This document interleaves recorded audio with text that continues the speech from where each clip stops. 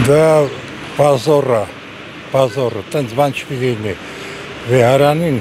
ձեռ չպիտի տան, վեհարանը դա առանցին պետություն է, չի կարելի,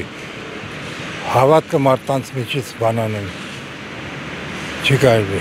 ես որպես էստոնացի զինվոր եմ ասում այդ բանը, չի կարելի,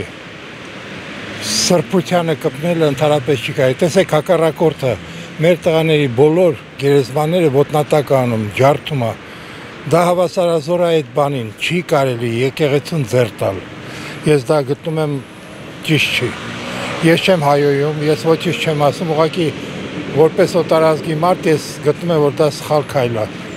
հայ ազգը իրավունք ունի իր հավատքը սրբորեն պահի։ Իսկ կմիանաք այդ շարժմանը, կամ միացողներին ինչ կասեք։ Ես հիմա մոտակա ժամանակ 3 օրից մեծ քայլարշավ եմ անում, 6 պետություն քայլելու եմ Եվրոպայում, դա նվիրում եմ իմ բոլոր զոհված տղերքի հիշատակին, որը անտեսվել է, կստացի իր կողմից, շատերը այսօր անտեսված են, իսկ ես որպես էստոնացի, ուզում եմ քարը կարելի է ջարդել, հուշարձանները կարելի է ջարդել, բայց հիշողությունը մարդու միջից չեն կարա ջարդել, ես գտնում եմ դա ճիշտ է։